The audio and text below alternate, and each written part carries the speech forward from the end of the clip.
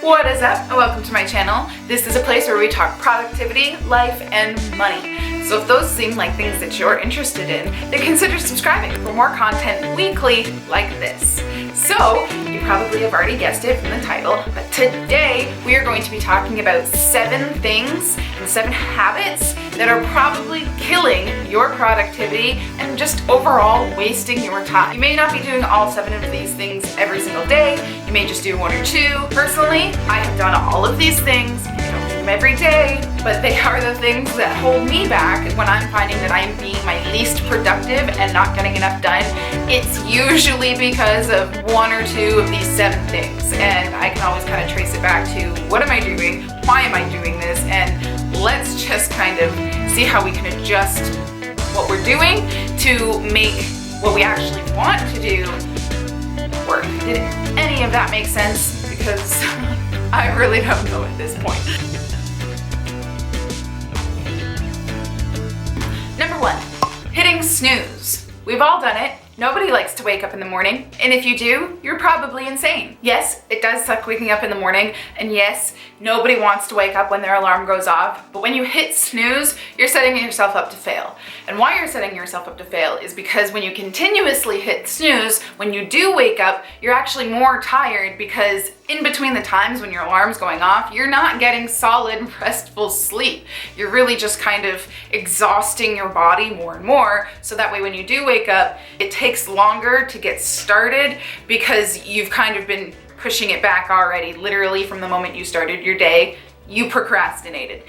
The biggest problem with hitting snooze for me is that when I hit snooze 3 times on my phone, it actually just shuts off the alarm altogether. So if I hit snooze 3 times, I'm not gonna be getting up when I wanted to get up at all. I'll probably get up maybe an hour later, and so I'm losing that time that I set for myself in the morning to get things done, and I'm just wasting it by sleeping and not getting a full restful sleep anyway. So to combat the alarm, what I've done is I go to sleep around the same time every night. Now I'm not saying like 10 o'clock every single night I'm asleep. So I go to bed between 10 and midnight usually, and for the first few nights I was setting an alarm for 7 o'clock. And I would get up at 7 o'clock when my alarm went off. I tried to make it a goal of mine to wake up on the first time the alarm went off, so that way I wouldn't have to continuously be freaking out for my alarm. After a few days, my body started regulating to getting used to waking up at 7 o'clock when I go to bed between 10 and midnight. I still have my alarm set just in case I don't naturally wake up. I sleep in a very dark room, and so I literally could sleep all day long and not know what time it is at all. But most of the time I wake up literally 3-4 minutes before my alarm goes off because my body is just so used to naturally waking up at that time of day. The second thing is not eating breakfast, and why this is so bad for you and why it actually kills your productivity and is ruining your day is because eating breakfast is what starts your metabolism for the day. Food is fuel. It fuels your brain and it fuels your body to be active and productive throughout the day and keeps you going. This may not be the same for everybody, but I definitely find on days that I don't eat anything at all in the morning, it takes me a lot longer to get my day started because I haven't gotten the right amount of nutrients that my body needs to be able to get me through the day. I haven't had enough calories that my body is naturally going to burn off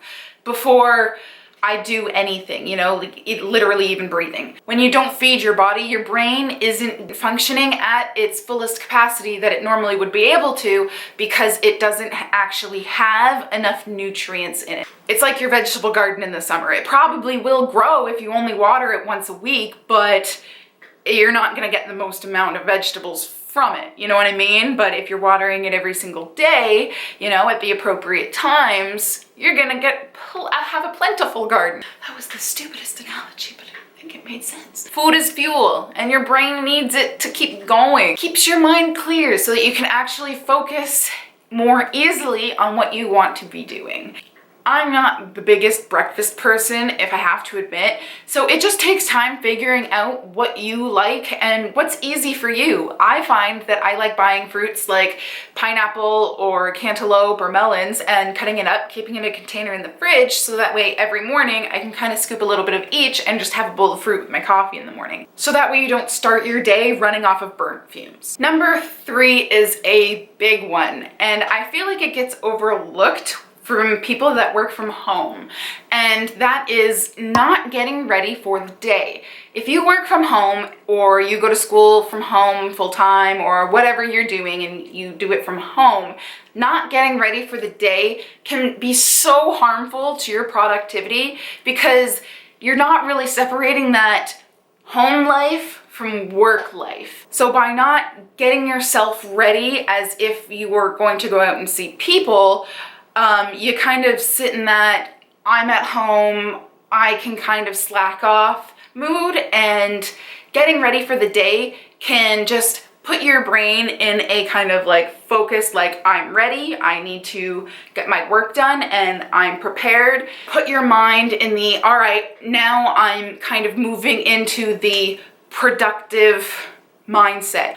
How you can get into the habit of getting ready and actually having a designated, like, I'm getting ready time of day is just set an alarm for your phone and then set a timer for like 10 minutes, you know what I mean? And just in that 10-minute span, just be like, I gotta get dressed, gotta brush my teeth, gotta do my hair, and I'm good to go. Using alarms and things like that on your phone to keep you on top of what you should be doing at that time can be a really good way to start yourself getting into the habit of doing those tasks.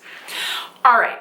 Number 4 is not planning your day, but I'm also gonna say that it's over planning your day. So what I mean by this is not planning your day can really kill your productivity because you have no idea what specific tasks actually need to get done that day.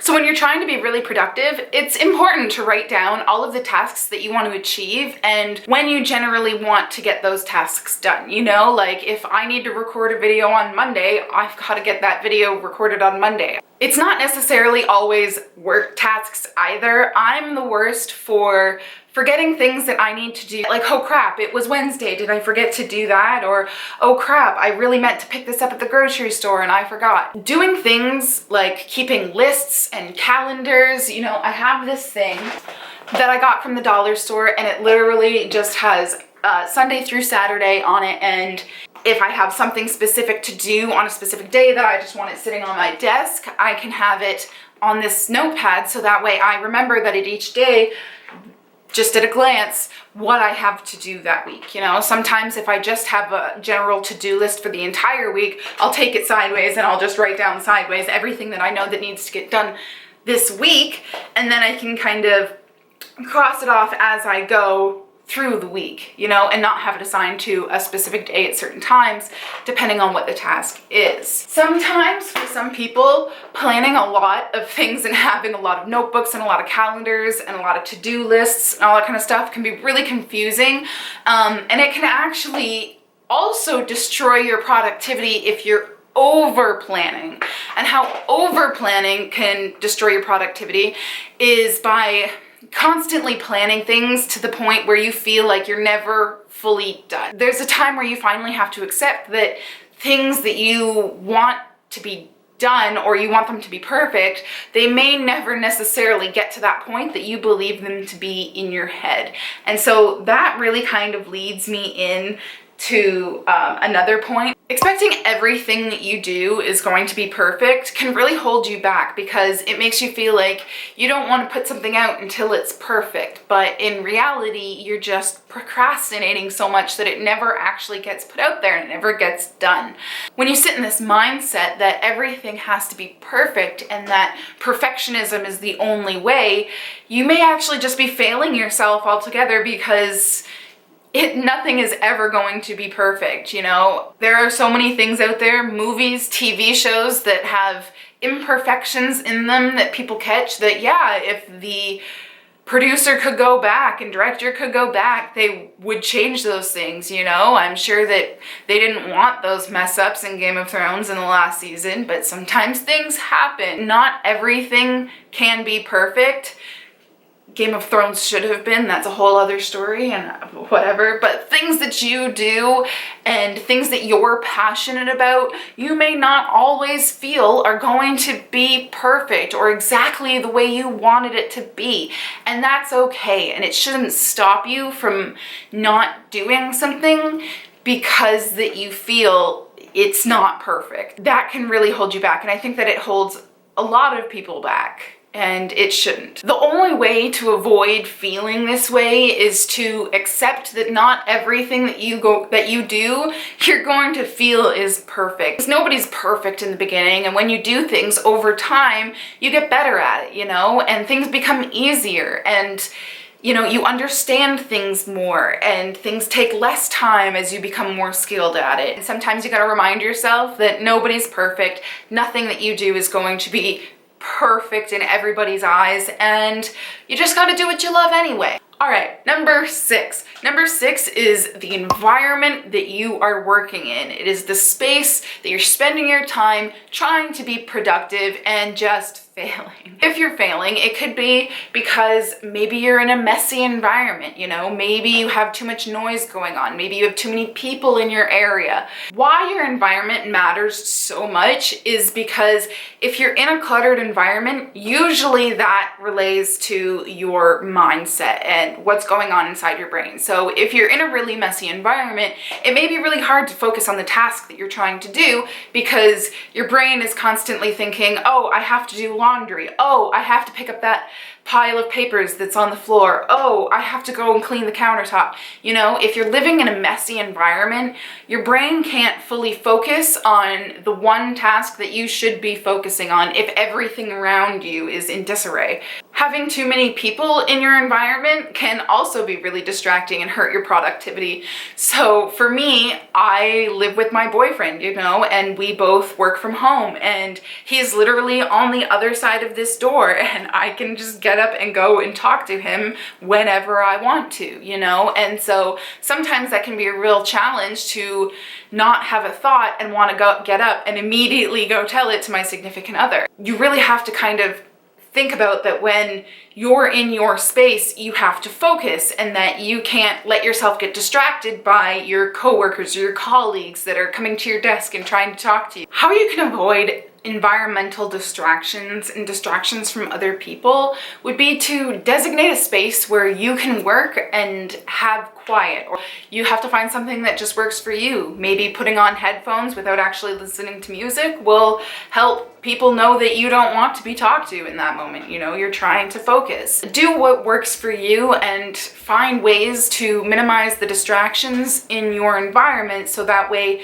you can be more productive and you're more able to focus on what you want to focus on. All right, number 7. Okay, this must be the biggest productivity killer and time waster that I think most people do. If you do any of these habits or any of these productivity killers, this one is probably the biggest, and that is mindlessly scrolling through your phone. I am so guilty of this, it's not even funny.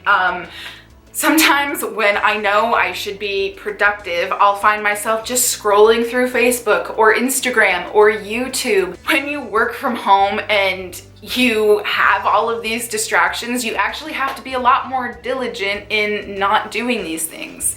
Mindless scrolling through like Amazon and Wish, mindless online window shopping, these things take up literally hours and hours of my time weekly that it's embarrassing.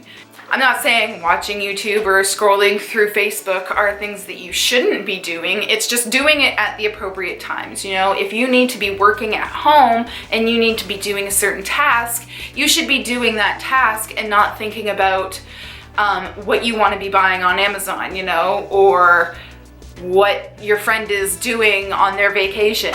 You should be focused on what you are doing for work, and then when you're done that task, then you can focus on what are my friends doing? What do I want to buy today?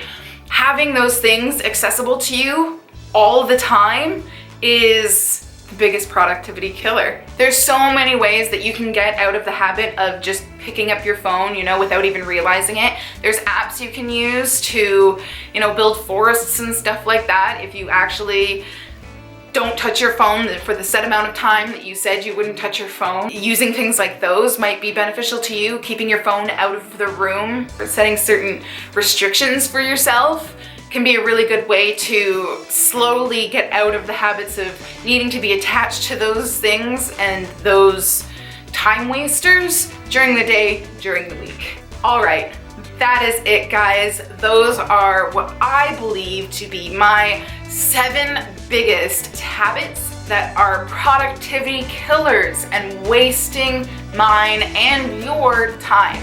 You may not do all of them, you may only do a couple, you may do all of them, but not every single day. Usually 1 or 2 of them a day is enough to kill your motivation and mood for the entirety of the day.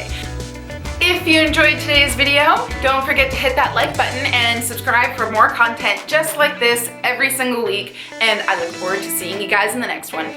Bye.